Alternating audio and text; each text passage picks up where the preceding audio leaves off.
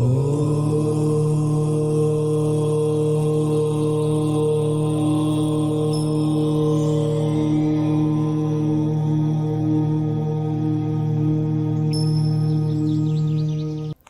शांति। शिव जयंती की सभी को बहुत बहुत दिल से मुबारक हो, मुबारक हो, मुबारक हो। क्योंकि कहा जाता है कि भारत देश में 365 दिन है तो उतने ही त्योहार भी हैं।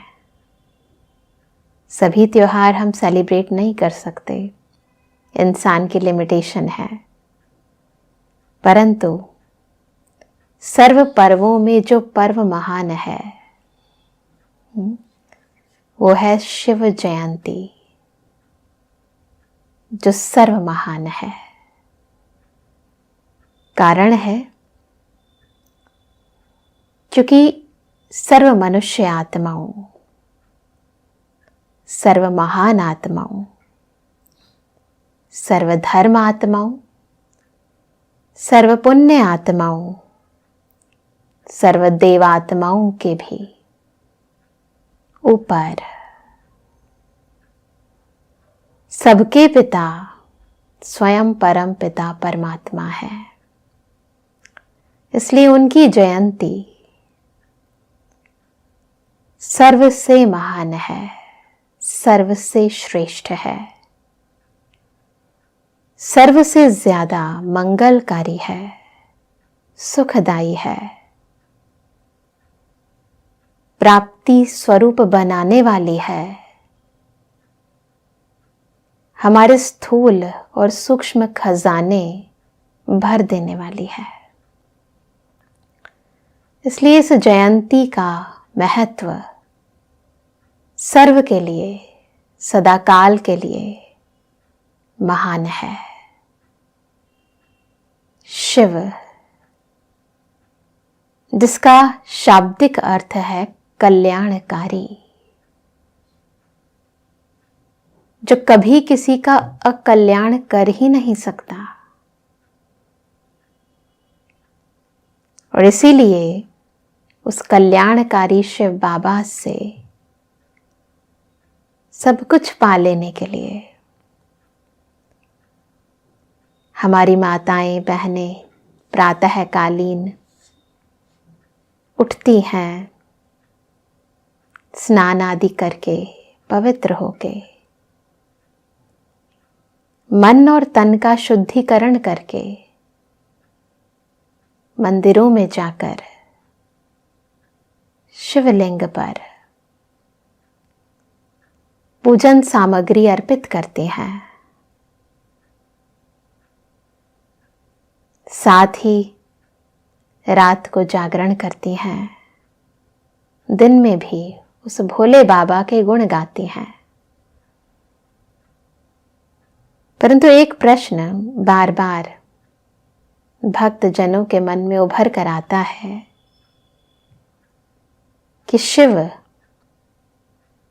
जिसे एक ज्योतिर्लिंग, शिवलिंग के रूप में दिखाते हैं, क्या यही उनका स्वरूप है? या फिर शंकर दिखाते हैं ना, मंदिरों में शंकर जी की भी मूर्ति होती है, जिनकी लंबी जटाएं हैं, उनमें से गंगा निकल रही है, तीसरी आंख खुली हुई है और गले में सर्प है। सभी के सामने शंकर जी की मूर्ति आ गई है ना। हाथों में त्रिशूल है, देह पर कोई वस्त्र नहीं है, शेर की छाल पर घनघोर तपस्या कर रहे हैं, और उनके लिए कहते हैं कि शंकर जी विनाश का प्रतीक है। बिल्कुल शिव से विपरीत जिनका कर्तव्य है, जहां शिव ज्योति है, निराकार है, वही उनका पूर्ण स्वरूप दिखाया गया है। फिर भी हमारे भक्तजन, हमारी माताएं बहनें मूंझ जाती हैं, कंफ्यूज हो जाती हैं कि दोनों सेम है या भिन्न है। जब नाम अलग है, एक शिव है दूसरा शंकर है, जब रूप अलग है, जब गुण अलग हैं, जब कर्तव्य अलग है, जब धाम अलग है, एक भक्त के रूप में पूजा आराधना कर रहा है, साधक है, दूसरा साध्य है, एक रचता है, दूसरी रचना है। इतना बड़ा अंतर है, फिर कंफ्यूजन क्यों? क्योंकि यदि जिसकी हम पूजा कर रहे हैं, जिसको हम याद कर रहे हैं, उसका नाम नहीं यथार्थ पता, उसके रूप को हम जानते नहीं, वो कहाँ रहता है, देश क्या है, कब आता है, काल क्या है, नहीं पता है, उसके गुण और कर्तव्यों का यथार्थ ज्ञान नहीं है, तो यह अज्ञानता भी तो एक अंधकार है। और ये अंधकार, ये अज्ञानता हमें ज्ञान के सागर से ज्ञान अर्जन करने नहीं देती, हमें गुणों के सागर से गुण धारण करने नहीं देती, सर्वशक्तिमान परमात्मा से शक्तियां अर्जन करने नहीं देती। तो सारी रात जागरण करने के बाद भी, सारा दिन भूख से रहने के लिए तड़प कर भी, रहकर भी, पानी ना पीकर भी, इतना परहेज रखने के बाद भी उस ऐसा नहीं है प्राप्ति नहीं होती, क्षणिक प्राप्ति जरूर होती है, परंतु सदा काल की, सदा शिव से प्राप्तियां करने नहीं देती। उस सुख को, उस शांति को, उस आनंद को स्थायी रहने नहीं देती। तो बहुत जरूरी है कि हम परमात्मा शिव के यथार्थ रूप को, यथार्थ नाम को, यथार्थ गुण और कर्तव्यों को समझकर उनके समक्ष जाएं, उनके प्रति अपनी भावनाएं प्रकट करें, उन पर पूजन सामग्री अर्पित करें और उससे पूर्व उनके आध्यात्मिक भावों को समझ जाएं। तो इस बार महाशिवरात्रि पर हम केवल स्थूल नहीं, तो सूक्ष्म रीति भी, हर एक चीज के, हर रीति के, हर रस्म के भाव को समझकर, समाकर, स्वरूप बनकर जब उस शिव भोलेनाथ को प्रसन्न करेंगे, तो केवल इस जन्म की नहीं, अपितु जन्म जन्मांतर की सर्व मनोकामनाएं स्वतः पूर्ण हो जाएंगी। तो सर्वप्रथम ये समझना है कि वही शिव देवों के देव हैं, महादेव हैं। उनका कंपैरिजन किसी भी देवात्मा से नहीं किया जा सकता। सर्वस्व जो भी हमारे देव हैं, जितनी भी मनुष्य आत्माएं हैं, जितनी भी धर्म आत्माएं हैं, वो उन्हीं की आराधना, उन्हीं का पूजन, उन्हीं का वंदन, उन्हीं को ही याद करते हैं, स्मृति पर उजागर करते हैं। जैसे कि हम देखते हैं कि रामेश्वरम में श्री राम जी ने भी शिवलिंग की स्थापना करी। जो कथाओं में बताते हैं, रामायण की कथा में, कि सागर को पार करने से पूर्व, सागर पर पुल बनाने से पूर्व सर्वप्रथम श्री राम जी ने भी शिव जी की भी मूर्ति स्थापन की और उनकी पूजा अर्चना की। जो गोपेश्वरम में दिखाते हैं कि श्री कृष्ण ने भी शिवलिंग की पूजन किया, उनको ही अपना आराध्य माना। श्री गणेश जी को देखें तो उनके तो पिता ही कहलाते हैं शिव। जितने भी देवियां हैं वो शिव शक्ति ही कहलाती हैं, शिव की शक्ति से ही उत्पन्न हुई हैं। परमात्मा शिव को ही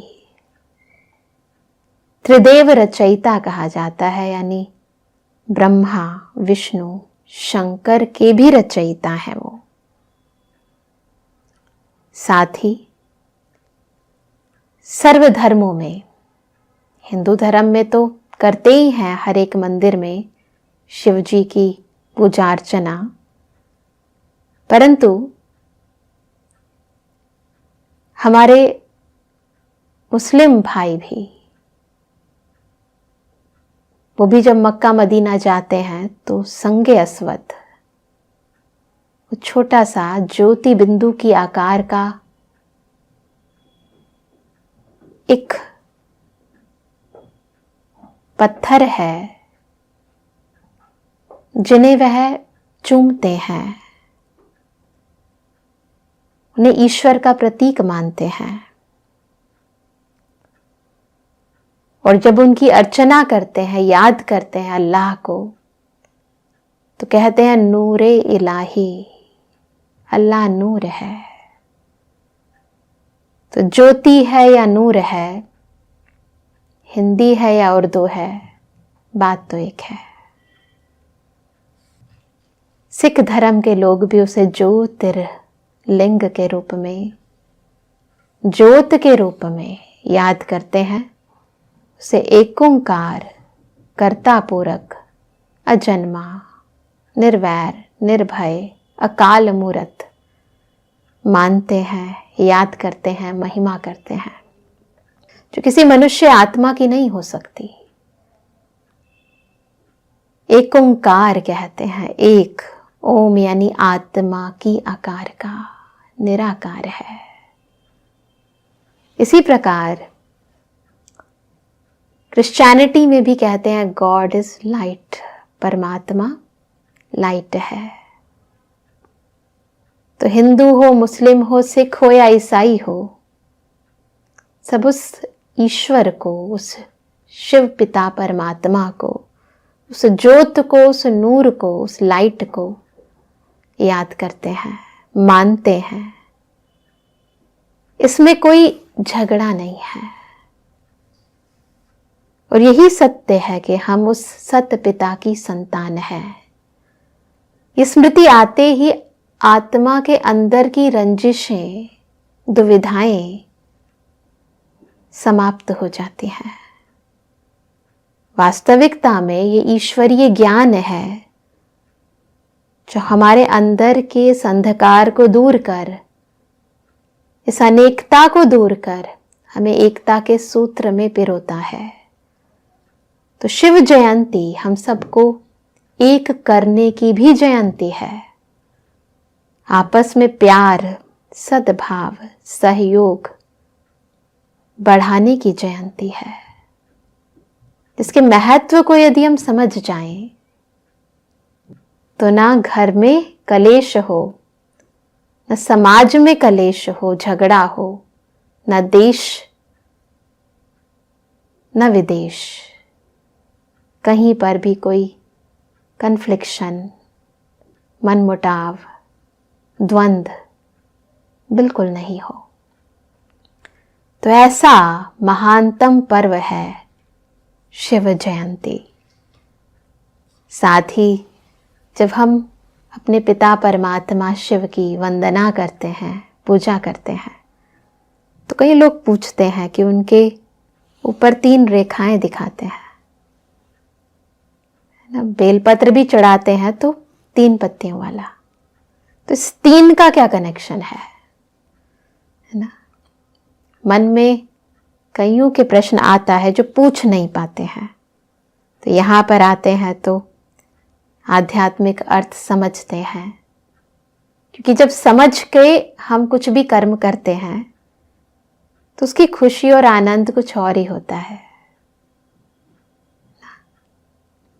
3 रेखाएं, क्योंकि परमात्मा शिव को कहते हैं त्रिमूर्ति रचयिता है, त्रिमूर्ति, त्रिकालदर्शी, त्रिलोकीनाथ है, त्रिनेत्री भी है। क्योंकि जब वो हमें हमारा अपना संपूर्ण सृष्टि चक्र का ज्ञान देते हैं, अगम निगम का भेद खोलते हैं, अज्ञान अंधकार मिटाते हैं, जब हम इन दोनों आँखों से ऊपर ज्ञान के तीसरे नेत्र से इस संपूर्ण जगत को देखते हैं, तो दृष्टिकोण बदल जाता है। यानी हमारी भावनाएं, हमारी सूक्ष्म वृत्ति, हमारे संकल्प, हमारा आभा मंडल, जो ये चर्म चक्षु नहीं देख सकते, वो ये ज्ञान का तीसरा नेत्र देख लेता है। संसार को देखने का एक नवीन नजरिया स्वयं परमपिता परमात्मा हम सभी को देते हैं, हमें बताते हैं कि इस विनाशी देह को और दुनिया को न देख, इसमें छिपी हुई अविनाशी चेतन शक्ति आत्मा को देखो। ये खत्म होने वाली, पल पल बदलने वाली, धोखा देने वाली दुनिया को न देखो, अपितु इस दुनिया को बनाने वाले उस रचयिता को देखो। और मन में खुद से कहो कि जिसकी रचना इतनी सुंदर, वो कितना सुंदर होगा। इसीलिए तो उसे कहते हैं सत्यम शिवम सुंदरम। उस जैसा सदा रहने वाला सत्य, सबका कल्याणकारी शिव और सबसे सुंदर, सदा पवित्र, सदा शुद्ध, सदा सर्व समर्थ और कोई नहीं है। तो उस त्रिकालदर्शी, त्रिलोकीनाथ, त्रिनेत्री शिव बाबा, भोला बाबा, उसको जानना, उसको पहचानना, ये इस शिवरात्रि पर अत्यंत आवश्यक हो जाता है। अब त्रिलोकीनाथ क्यों कहते हैं? क्योंकि वो हमें तीनों लोकों का ज्ञान देते हैं, बताते हैं कि ये सृष्टि स्थूल वतन है, पंच तत्वों से निर्मित है। यहाँ प्रत्येक मनुष्य आत्मा पंच तत्वों से निर्मित देह में विराजमान होकर इस सृष्टि रंगमंच पर अपना किरदार अदा करती है। ये वो स्थूल लोक है। और इस लोक से परे, परे ते परे है परम धाम, जहां पंच तत्व नहीं है, जहां ये देह नहीं है, जहां केवल एक तत्व है, ब्रह्म महातत्व। सुनहरे लाल प्रकाश की वो दुनिया है जहां से हम आत्माएं इस सृष्टि में आई हैं। वो पवित्र खंड है, वहीं से प्रत्येक आत्मा उसी ब्रह्मलोक से, उस निर्वाण धाम से हम आत्मा इस वाणी की दुनिया में आई हैं। और इन दोनों के बीच एक और वतन है जिसे सूक्ष्म वतन कहा जाता है। सूक्ष्म वतन में आत्माएं सूक्ष्म देह में रहती हैं, जिसे फरिश्तों की दुनिया भी कहा जाता है। और वहीं पर बहुत सी भक्त आत्माओं को जब साक्षात्कार होता है तो उस समय वो भक्त आत्मा उस सूक्ष्म देह में अपने इष्ट देव का साक्षात्कार भी करती हैं। जब परमपिता परमात्मा इस सृष्टि पर आते हैं तो सूक्ष्म वतन के द्वारा अपने बच्चों को साक्षात्कार भी कराते हैं। उन्हें संपूर्ण सृष्टि के आदि मध्य अंत का राज समझाते हैं। उन्हें पालना, सृष्टि की पालना, सृष्टि के विनाश, सृष्टि की स्थापना, जिसे दूसरे अर्थों में कहते हैं कि ब्रह्मा का कर्तव्य क्या है, विष्णु का कर्तव्य क्या है, शंकर का कर्तव्य क्या है। इन तीनों देवात्माओं के गहरे रहस्यों को, स्थापना, विनाश और पालना के गूढ़ रहस्यों को सूक्ष्म वतन में खोलते हैं। इसीलिए परमपिता परमात्मा शिव की यादगार मूर्त शिवलिंग पर ये 3 रेखाएं खींची जाती हैं।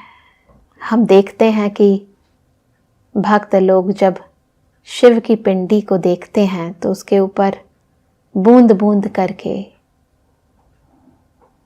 अमृत टपक रहा होता है। ये बूंद नहीं है, ये वो बिंदु स्वरूप की स्थिति का परिचायक है, जिसमें यदि आत्मा स्थित हो जाए तो उस परम ज्योति बिंदु शिव को वो प्रसन्न कर सकती है। उसकी याद में रहकर सर्व प्राप्तियों से भरपूर हो सकती है। तो बस टिक जाएं अपने बिंदु रूप में चंद लम्हों के लिए और महसूस करें अपने ज्ञान स्वरूप को, बुद्धि के तीसरे नेत्र को महसूस करें जो खुल गया है, जिसे अगम निगम का बोध हो गया है, जिसे तीनों लोकों का यथार्थ ज्ञान हो गया है। महसूस करें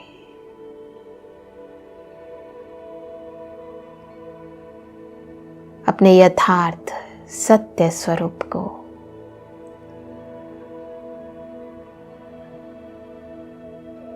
और महसूस करें उस सत्यम शिवम सुंदरम से प्राप्त होती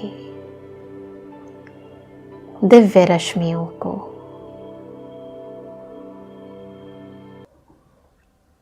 ओम शांति।